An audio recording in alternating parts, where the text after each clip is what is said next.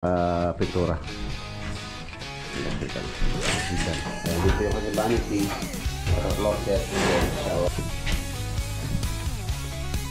Kakayanin ngayon para bukas. Second floor. Yan po yung magiging view deck. Yan, kung gano'n nyo ba, ano lang, halos 5 tsaka 4 lang po yung paano nyo talaga? Hindi, yung ano, yung pang ano, mangga. So, sa ano na raw yun, sa susunod na project. Ayos. Tiny house doon, ganito po yung ginamit ko. So, ito na lang po yung napili kong ilag. Ito, 660 ang isa. So, nasa halos 33,000 niya. Hindi ko alam kung abutan. Dark brown.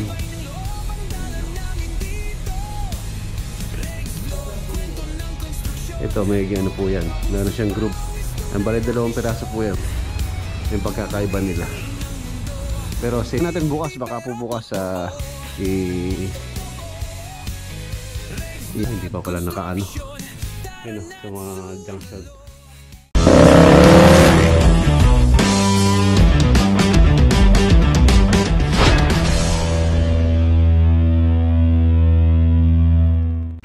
Good morning. You know, update muna tayo dito bago tayo umalis. Ayan mga boss, framing na po sila sa ceiling and then yung electrical tapos na, matatapos na rin yan. So next is PVC panel na dito. Tapos pwede nang magano muna, preparasyon ng pintura step by step. Ayan, sa paggawa po ng bahay at least dapat mauna yung kisame, yung tulad dito framing, and then pwede na po magpreparasyon ng pintura, masilya, skim coat. So pwede na mahuli po itong PVC panel, pwede mahuli yan. Kung PVC panel kahit na hihuli na po yan, and then preparasyon, huwag muna mag-finish, and then mag-tiles muna. Pag okay na yung tiles, so pwede nang finish. Pinakuli po yung finishing sa pintura. Electrical.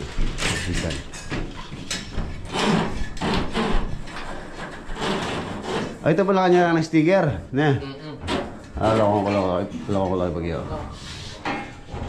Boss Jonas. CR. Tapos papamasilyan ko muna yung construction paint dito bago natin yung waterproofing CR. Tsaka sa kabila same layout lang to, kasi laki lang po itong kwarto dito sa kabila. Ito yung CR, 4 feet by 8 feet ang size po nito, which is tama lang, sakto lang. Ayan, dito yung kanyang vanity, water closet, and shower area dito. Yung shower area niya. Yung ceiling niya, halos 8 feet din po, ceiling. 8 feet. Lalagay tayo ng dito, mga exhaust or ventilation, dahil wala po tayo dito window. Tignan natin kung malalagyan natin ng dito. Kahit maliit na bintana lang. Dito, bubutas na lang tayo. Tapos niche. Papalagyan ako niche dito.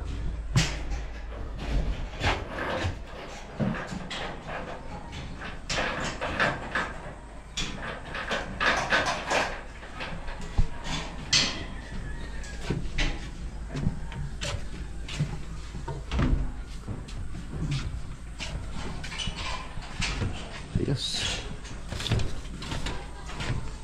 And then tiles. Okay. Ang lakad pala natin ngayon, pumunta po tayo ng Halugtog, Nueva Ecija. And then, kung kakayanin pa ng ating power, dumiretso tayo ng Gabaldon. Kung kakayanin ngayon, para bukas makapagpahinga naman po tayo. Ito na yung tiles. So, ready na yan. Ready ko na yan para anytime na pwede nang install sa nandyan na yan. Electrical lang yung panel board po rito. And then yung ceiling materials tulad ng PVC panel, Ang kailangan natin i-ready na. So tara, biyahe tayo ng Talugtog, Nueva Ecija. Sama ko pala si Mrs. Mag-i-install po siya ng ano doon, Cortina.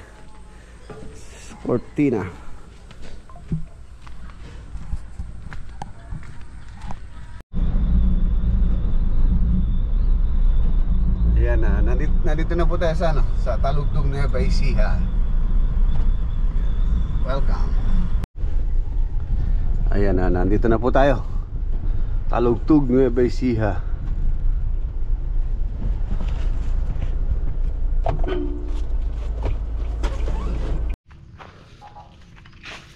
Yun o, yun o, nandito na tayo. Uy, ang linaw ng tubig o.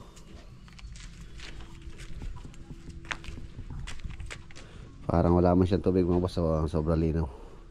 Sarap maligo dito. Napakalinaw.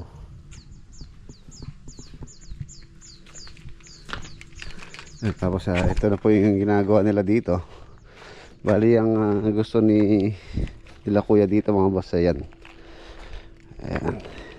Magiging ano po to, bodega. Doon yung pintuan niya. And then yung tatas dito, one step simula doon. Islabad po namin to, slab. Tapos malalagay ng bintana ron, tsaka ron. Tapos slab, and then meron pa siyang isang layer pa o second floor.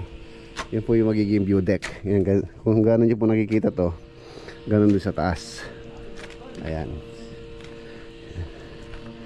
6 inches na hollow blocks po yung ginamit namin dito. Medyo nahirapan kami sa CHB maghanap dito dahil ano lang, halos 5 tsaka 4 lang po yung available dito.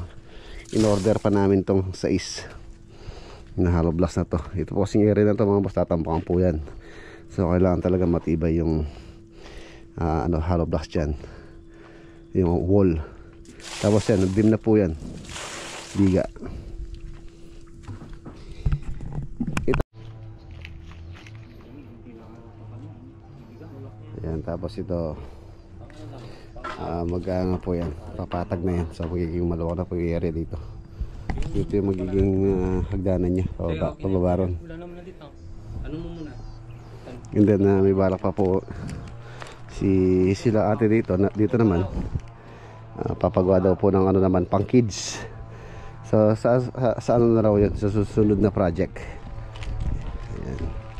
At least may nakaabang na rin.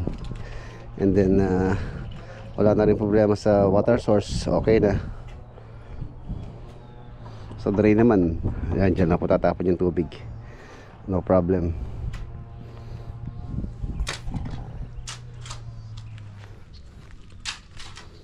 Pinaka-bodega, or pwede rin naman ano to, pwede rin pong gawing kwarto yan sa ibaba. Maluwang din po yan. Yan, beam na po yan, tapos sa slab. Ganda yata rito. Tapos dito sa taas slab din po yan, tapos sa railing. Tapos lagyan ng kahit shade. Ganda.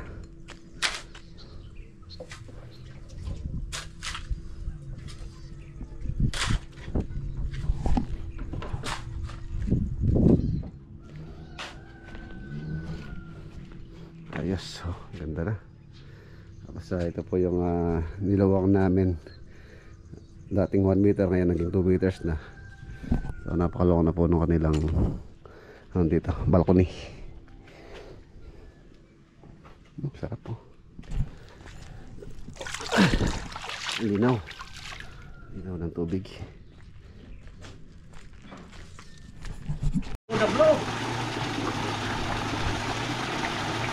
Pwede na. Oh Max, sina. Pwede nang maligo. Pwede nang maligo. Yun ba yung ano? Yun ba yung pang ano niya talaga? Pang vacuum. Hindi, yung ano, yung pang ano na. Aalisin lang to. Lalagay yung vacuum. Hindi, yung isa, yan yung net niya talaga. Oo. Parang panungkit ng ano, mangga. Ano, panghuli ng isda? O, panghuli ng isda, no? Oo. Panghuli ng hito, tsaka tilapia. Na yan? Ha? Ano pulis na yan? Ha? Sarap. Balik sa may ganun daw.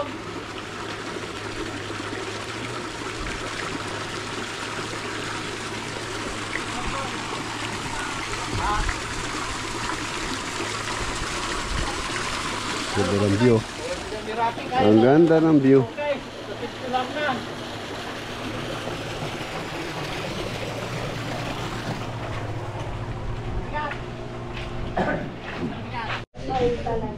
Yun o, kain tayo, kain tayo. O, kain tayo.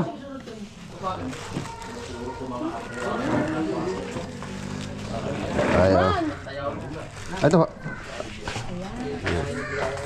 Sunog yung lamesa.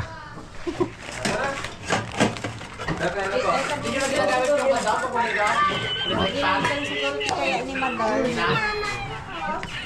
Kukunin pa tayo lang. Tayo si Bagi na. Kaya na siguro dahil ako na barbecue. Kain pa tayo, kuya. Kumuna kayo mo. Kalawan.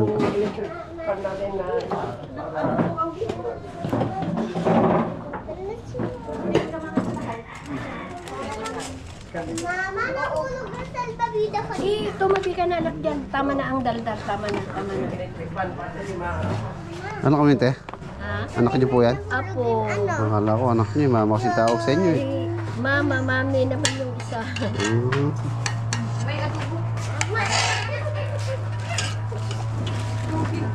Nakaabang saan. Parang bumalik na naman yung langaw, te, no? Ha? Parang bumalik na naman sila. Oo nga. Ay, lalo na namin kailan. Ay, na yung pagbubugaw mga ating apay-pay mo. Yung nag-iikot ay. Kain muna tayo. Ano, Max? Kami ka na eh. Hindi naman ako tatanong. Kain na. Dua kay gagawagar pinantin. Kain na. Ay naman ba doon? Lalo di kulay na na eh.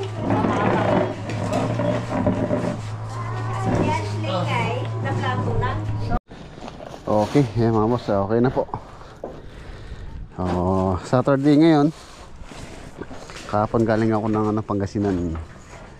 Iniwan ko na po sa kanila yung nila kahapon. Yung kanilang sweldo. Tapos yung iba, si Bayaw na lang po yung nagpasahod.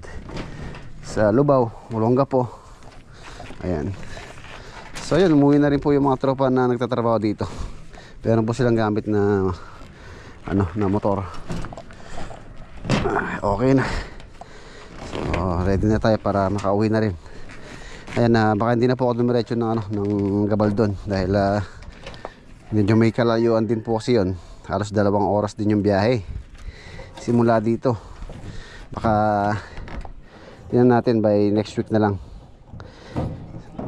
This coming week ko na lang kasi kasuwin yun. Or utos ko na lang din kay Bayaw. Siya na lang papuntahin ko dun. Makapagpahinga tayo ng maga or makagawa tayo sa farm mamaya. Ayusin ko yung mga dapat ayusin doon mamaya.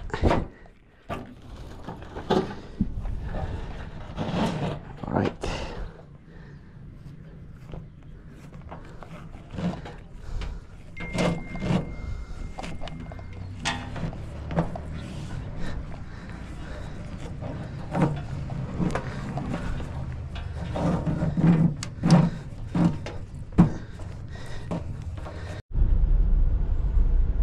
Ayan na, nandito na po tayo sa San Fernando mga boss. Dadaan po tayo dito sa bilihan ng PVC panel tsaka kay RM Bundalyan. Bibili po ako ng electrical materials tulad ng panel board and then yung saksakan or CO tsaka switches. Tapos kay RM Bundalyan, titingin po kami ni Mrs. ng PVC panel na ilalagay dun sa ating project sa farm. Ayan.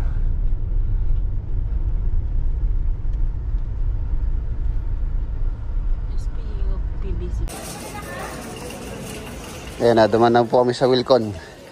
Bali bumili na ako ng pang exterior conwood. Yung pong tanging group, ito po yung ginamit namin sa sa Angat. Yung pong ginawa naming tiny house doon. Ganito po yung ginamit ko. So ito na lang po yung napili kong ilagay. Mas maganda. Pero medyo lang po siya, pricey.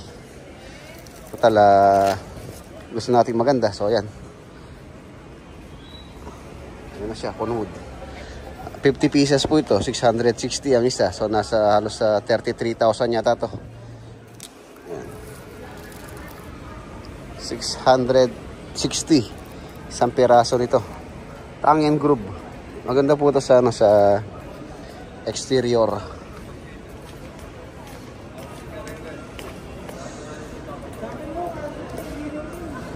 Hindi ko alam kung abutan pa natin si RM Bundal yan, 430 na. Sana abutan ko pa para maisabay ko na yung PVC panel din. Para isang lakad na lang, ma-prepare na lahat na natin yung materyales.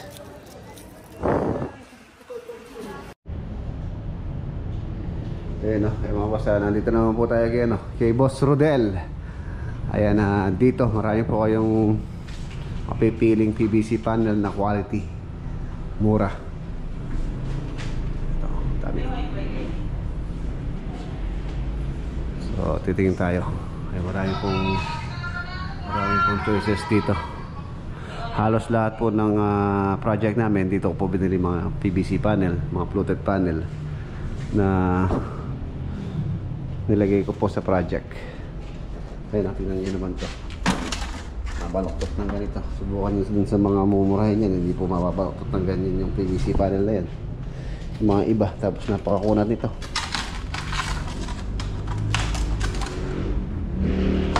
Quality.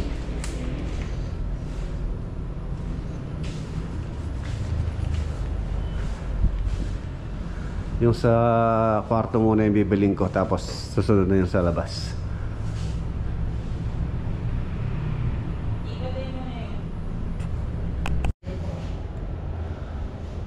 Meron din gray. Naghanap ko yun ng gray. Meron white. Ay, mga dark brown. Dark brown. Ayun o. Ito, ganda to.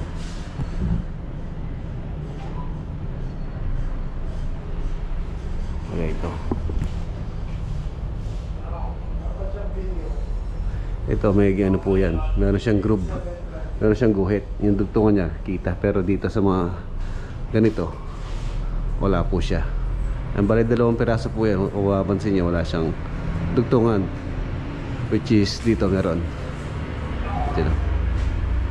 Yung pagkakaiba nila. Pero same color lang din naman.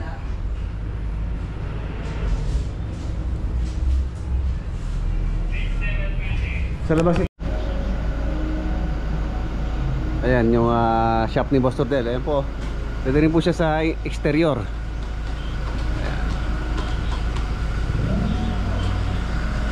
Ito yung bodega niya. Marami po rito. So kahit anong mapili nyo doon, marami po silang stock. Ayun naman yung mga pang exterior niya. Sige.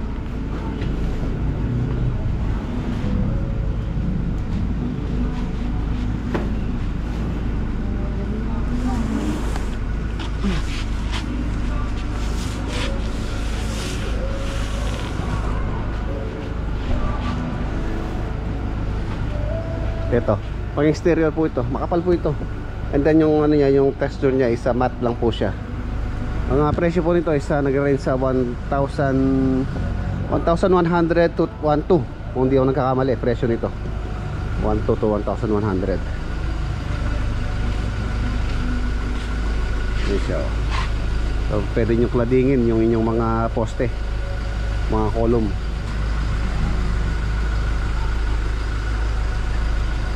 Ayan, sa Eaves pwede rin po yan. Ano pa yung Boss Rodel, baka naman naman kayo. Shoutout Boss Rodel. Baka naman naman. Baka naman. So ayun, gawin na.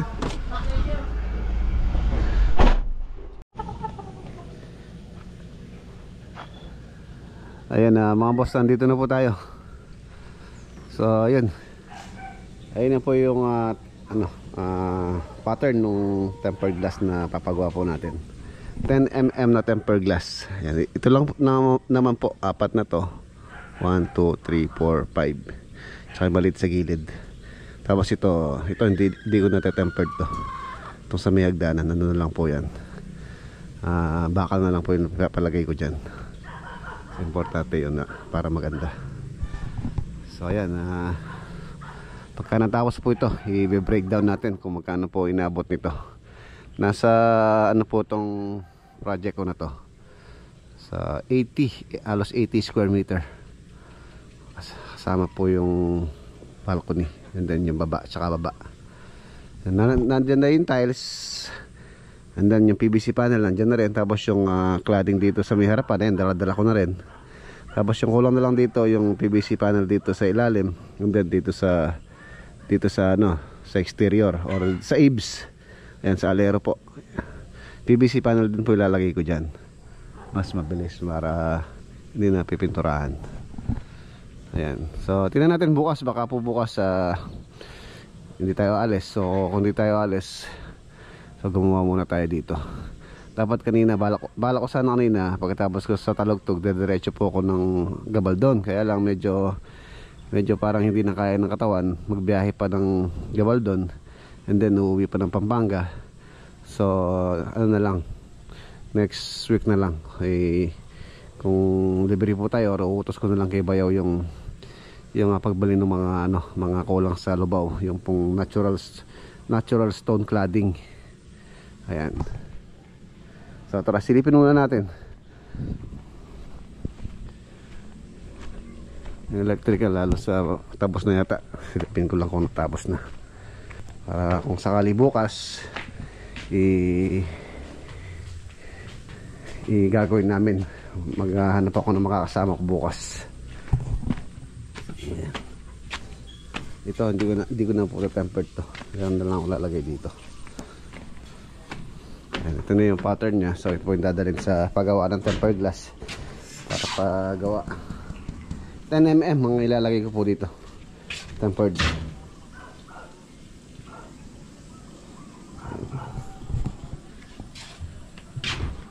Parang mahaba yata.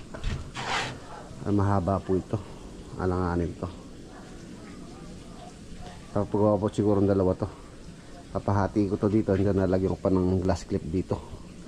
Pagka ganyan po kasi kaba, magalaw siya. Pagka ginalaw mo ganyan, parang ganyan, oh.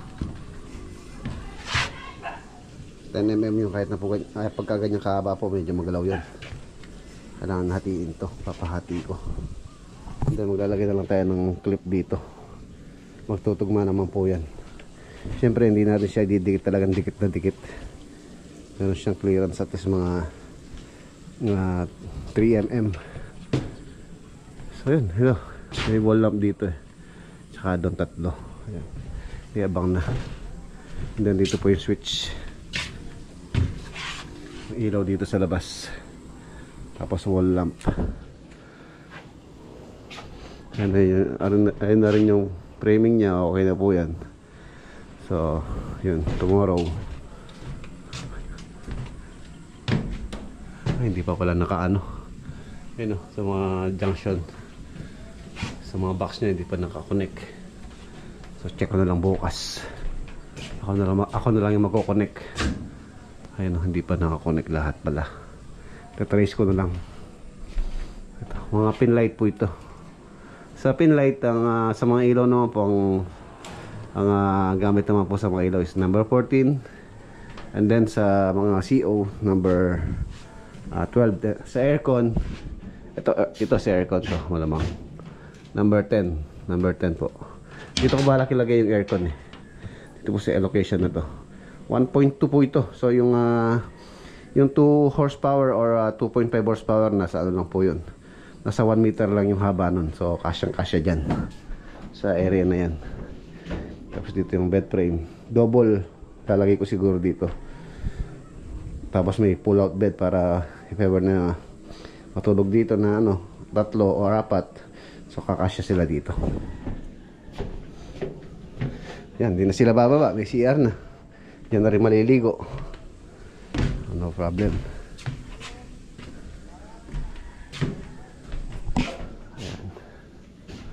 Hindi pa nakakonect yung mga electrical.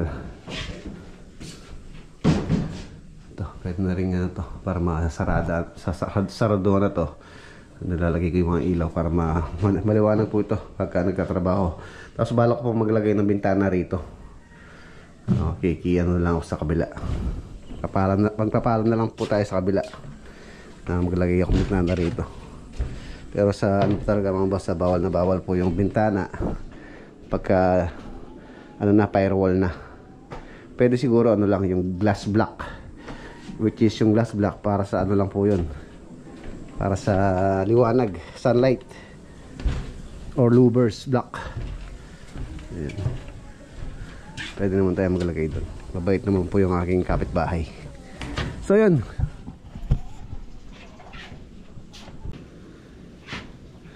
So yun mga boss, dito ko na po tatapusin yung ating vlog for today. Maraming salamat po sa inyong walang sawang suporta dito sa ating channel. Kita-kita po tayo bukas sa next upload. Paalam po. God bless. Ingat.